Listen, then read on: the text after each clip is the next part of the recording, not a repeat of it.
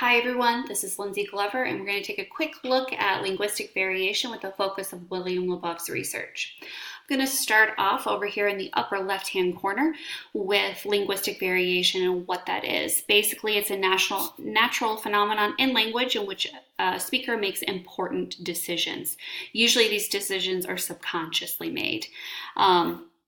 For our work, we're going to be looking at Leboeuf's research where he focused on phonology. And there are actually three types of variances, which we can see here. I sped up the video, you can come back and look at it, but basically this breaks it down, but we're going to be looking at that phonology piece, the ka versus, or car versus ka, tomato versus tomato. In that sense. So going back over here, taking a look at the Usiblinka, Leboeuf's first study was on Martha's Vineyard and focusing on that accent. If you're not sure what I'm talking about, feel free to click this link, which will take you to a Good Will Hunting snippet to get an example of what that sounds like. What he did in his work is that he studied with a brief natural interviews trying to identify that diphthong, the variance in that diphthong, A-Y and A-W, so A and ah. And what he did is he tied it to social stratification. What he found was that based on age and occupation on the island, it correlated either to the centralization or the non-centralization of that A and ah diphthong.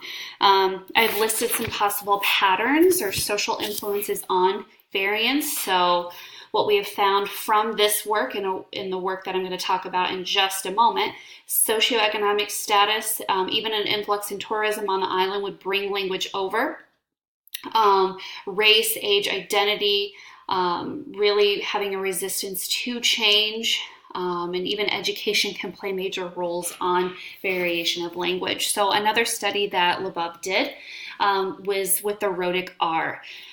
With most of us would say park, nurse, water, river, fear, but New Yorkers would, or stereotypical New Yorkers, I should say, drop that R, so a non-rhotic language. If you would like to know a little bit more on how to speak like a typical New Yorker, you can feel free to click on that link. Now that we know we can recognize that accent from a typical New Yorker, I'm going to summarize a bit of what he did.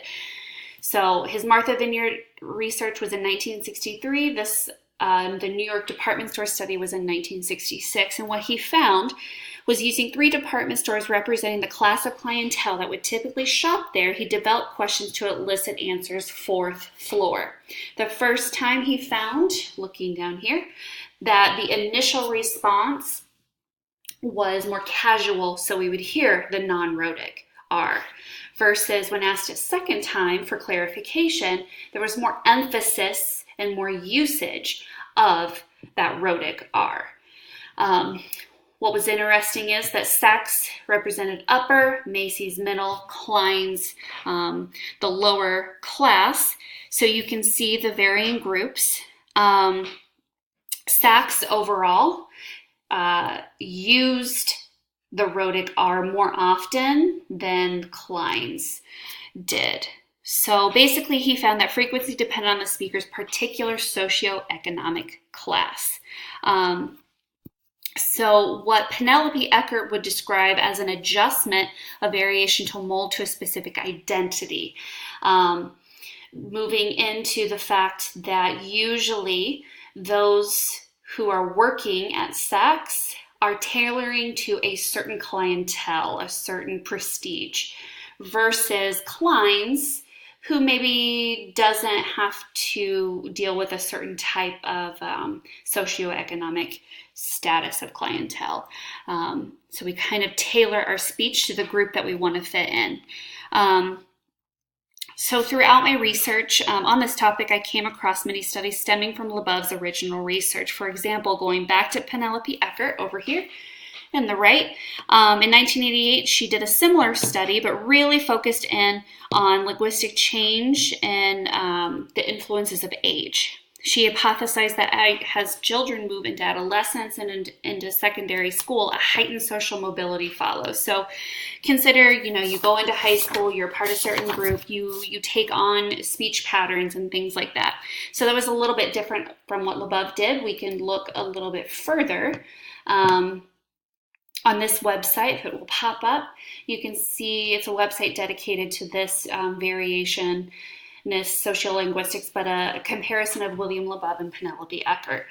Going back to the poster, switching into a different supporting text by Mather in 2009, he basically tried to replicate LeBeouf's, but came to the conclusion that speakers tend to adopt to the norms of the community that they live in, introspective of the linguistic norms of their parent and families, and this change usually happens over time. So shifting to child language variation, we have 4 bullet points here.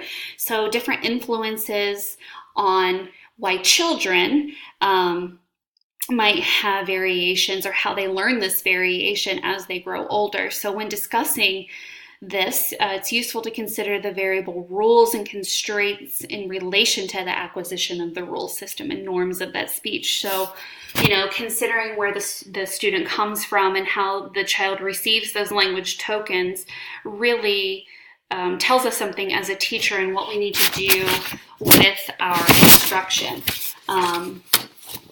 So we know that, acquisition of grammar is pretty methodical and builds on each other. However, as we learned earlier in the semester, I believe it was Module 6, the article by Bardovey, Harling, and Dornay state that grammar development does not necessarily correspond to pragmatic development. So it's important that we use mentor texts like Pink and Say, that where students can actually hear the variation in American English, and you can actually click on this and it goes to a YouTube video of a child reading this with that particular vernacular. So having those multiple opportunities for that input, as well as opportunities to use it in conversation and negotiate that language.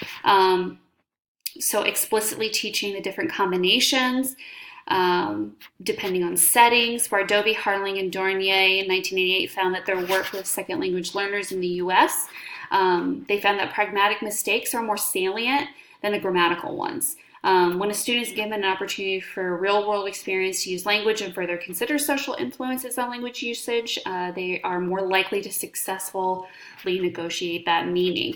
So all in all, it's important for us as teachers to make sure that we're building our instruction around that idea that language is not neat and pretty as maybe grammar books would say it is. And so finally, we get to this little pushing cat in the lower right. Basically, this is the grammatic, the formal or the old style way of learning language. You read a book and you read about these forms, and then you have to write and practice them sentence after sentence, and then maybe you have to type up a paper using the language. But then when it actually comes to the communicative part of it, the pushing cat has no idea, tries to think of, what to say, doesn't come up with anything, and feels sad. So the communicative, the usage-based practices is what really is important in language learning.